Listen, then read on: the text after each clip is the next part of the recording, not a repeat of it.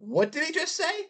That's right. This is absolutely crazy. As Gilbert Arenas claims the Celtics didn't play championship level basketball and only won the finals due to the fact that they were the better team. We're going to be discussing and breaking down why the Celtics did play championship level basketball leading up to the finals with a perfectly constructed roster from the offseason and by the trade deadline by that man, Brad Stevens. Welcome back to Celtics Digest. I'm Bruce Velez.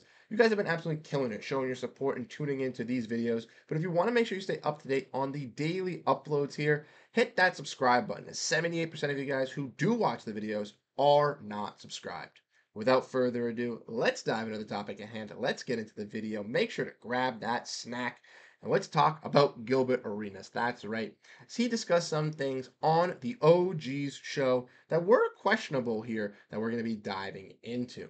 So let's get into this here. Waste no further time for you guys. And according to this tweet from the Dunk Central, we can see that Gilbert Arenas says the Celtics did not play championship level basketball and only won the NBA Finals because they were a better team than the Dallas Mavericks. Now, Gilbert Arenas in this is just a little bit of a snippet of a quote in this full-on video if you want to look at the Dunk Central Twitter. He did say that the Boston Celtics, did deserve to win the championship. They were obviously the better team, but claims that they did not play championship level basketball. In that video, talked about Jayson Tatum taking some sidestep threes, basically how the Celtics were taking threes in abundance and were taking some bad shots, according to him, even though the Celtics did make most of their three-pointers and did win those games. But according to Gilbert Arenas, they were bad shots from from this championship winning Celtics squad. A little bit of a tongue twister there for you, ladies and gentlemen. But yes, he did say that. And he also claimed, Jayson Tatum was taking some side steps on some bigger players like Maxi Kleber, where he should have been going to the rack. Where, if you want to discuss and dive into that, we can have a whole nother video because over on Twitter, they have been proving everybody wrong on the Jayson Tatum rim frequencies and rim pressures over there, looking at those advanced analytical stats. And we can dive into that if you guys want to see a video on that. Let me know down below in the comment section, breaking down why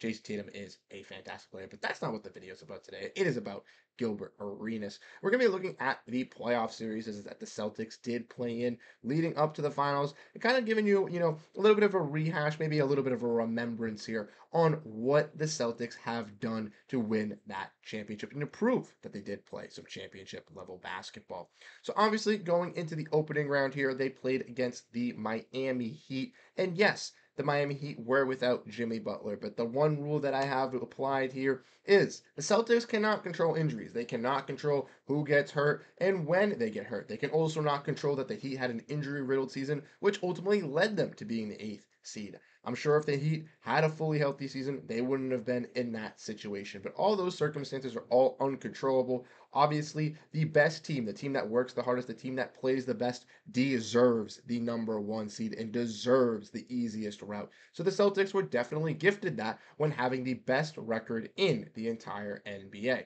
But obviously, in this series, they did still lose Kristaps Porziņģis and did lose one of those games at home due to the fact Caleb Martin came back to life. And the Miami Heat were on fire from three-point game. But besides that X factor, the Celtics obviously came out here and dominated in abundance of those matches. And Derrick White, who had a fantastic run over in Miami in Game 3 and Game 4, where he came alive on that white hot night where they wore those white shirts, really taunting and waking him up. Obviously, the Celtics came out, and then in Game 5, they showed no mercy, put the gas on the pedal, and took it to the Miami Heat, beating them in 5. Yes, their best player was out. But the Celtics came together, came through all those obstacles, and still beat a team that they had battled with in the previous 3 to 4 Eastern Conference Finals matchups. Now, next, we're going to be talking about the semifinals, where the Celtics took on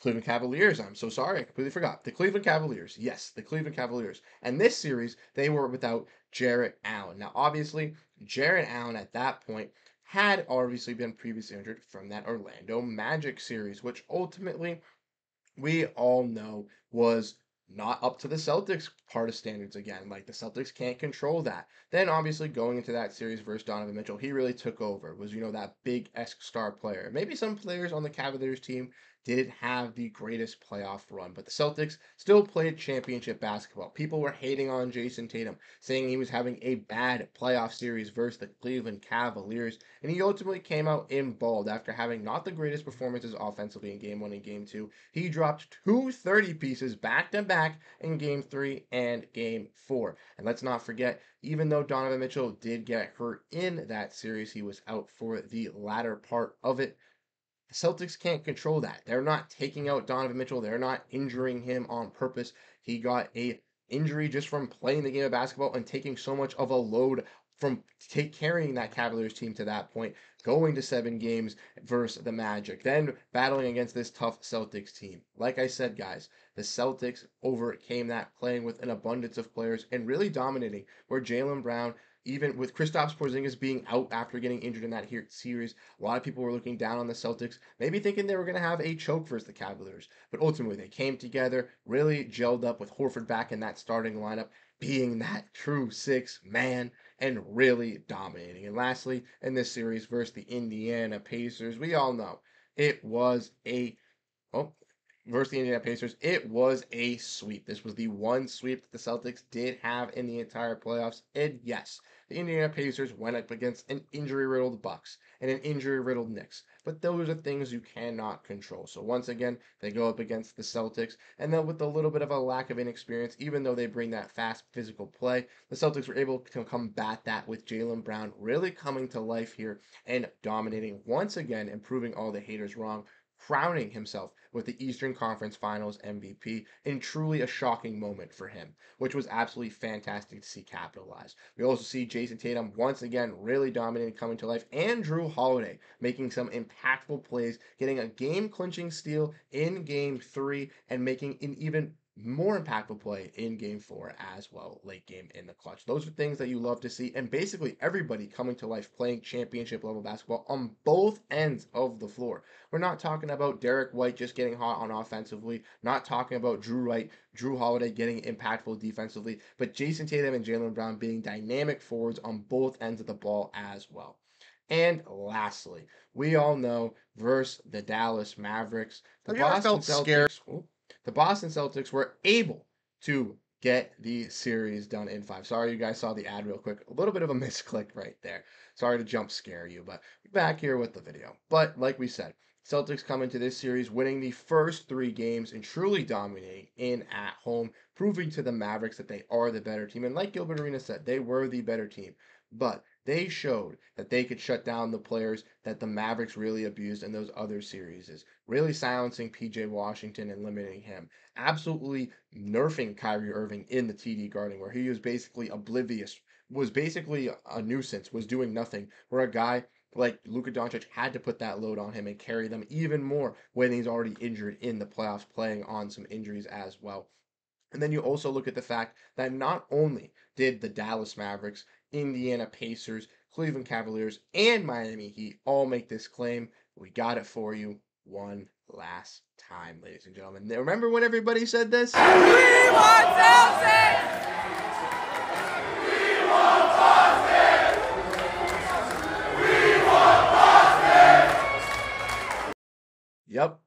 They claimed that they wanted that. They were reaching for Boston, and lo and behold, they got what they wanted. A championship level squad from top to bottom. We saw players like Sam Hauser, Al Horford, Peyton Pritchard make key impacts off the bench as well. Peyton Pritchard hitting those half-court shots. You know how momentum draining that was for the Mavericks in Game 5, knowing that this is ride or die, and after the Celtics go on a big run, Peyton Pritchard hits a half-court shot to just silence them at home and have the crowd roar like that. You know how deafening that is for a team like that? Come on. When even guys like that step up, when you look at guys like Xavier Tillman who hit that big 3 and the bench is going crazy, jumping up and down, those are the key moments. That's what proves that this team is championship level, because even those small moments make the opponent question themselves, drain themselves, and truly proves it. I'm telling you, from top to bottom, this Celtics team is built to win the championship like we just saw last season, why I'm wearing this hat, and they'll prove to do it for years to come. They already have the starting 5 backed up,